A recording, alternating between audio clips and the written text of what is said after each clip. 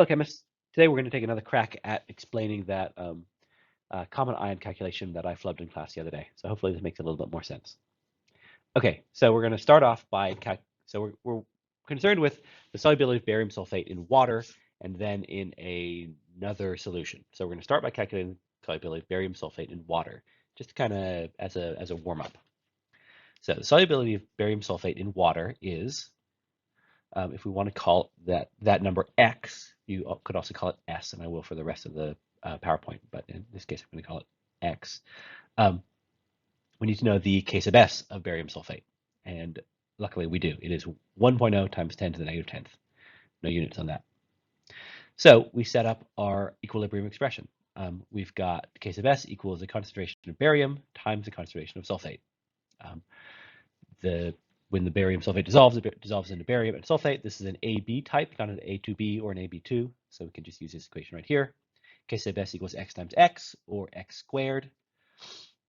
So therefore, X squared is going to be equal to 1 times 10 to the 10th, that K sub S value from before, and X is going to be the square root of that, or 1 times 10 to the negative 5th.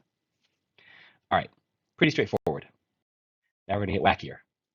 We want to find out the solubility of barium sulfate in another solution, in this case, 0.1 mole per liter sodium sulfate. So the first thing that should jump out to you is that there is a common ion, and it is that sulfate. But before we get into it, let's do a little bit of thinking about what's going on. The solubility of sulfate is S. Solubility of barium is also S. Remember that from the previous page when we were dissolving in water. We can represent that like this.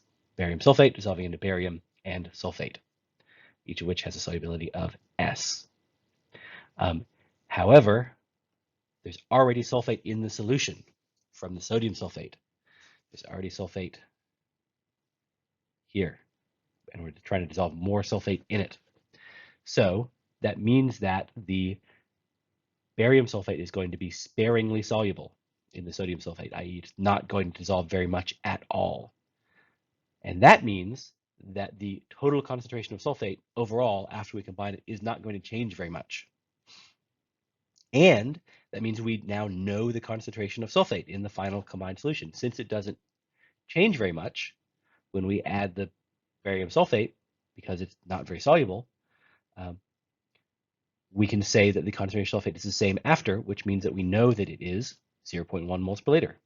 0.1 moles per liter before, 0.1 moles per liter after.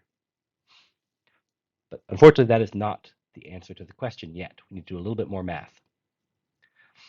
This is what I just said before. Sulfate concentration equals 0.1 moles per liter, because it hasn't changed when we've added the barium. Okay, so we set up our equilibrium expression, just like this. K sub S equals concentration of barium times the concentration of sulfate. We don't know the concentration of barium, but we do know the concentration of sulfate, and it is 0.1. And we also know the K sub S of barium sulfate. That is something that we determined before, or something that we were given before, rather. So we can set up that equation. K sub S equals 1.0 times 10 to the negative 10th equals S times 0.1. And we can rearrange that to give us S equals 1 times 10 to the negative 10th over 0.1. Do that math, and we get 1.0 times 10 to the negative 9th moles per liter. That is the solubility of barium sulfate in 0.1 moles per liter sodium sulfate. Because the solubility of barium sulfate, so the solubility of sulfate is very, very low.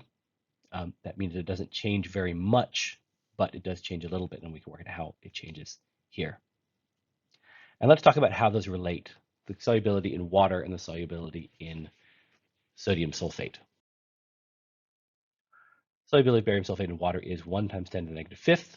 Solubility of barium sulfate in sodium sulfate is 1 times 10 to the negative 9th. From those numbers, we can see that the solubility in sodium sulfate is much lower.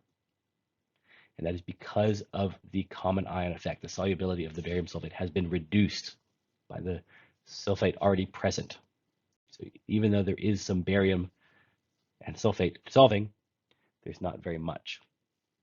When we add that barium sulfate to the reaction, we are going to get some sodium sulfate precipitating out of reaction because the solubility of sulfate has decreased. This can be used in all sorts of situations. If you think about something dangerous like a lead compound in water, if we add a chemical to it that is safe but has a common ion with the lead compound, we could get the lead compound to precipitate out of solution. That's one of the ways that they clean water supplies. That's it. Thank you.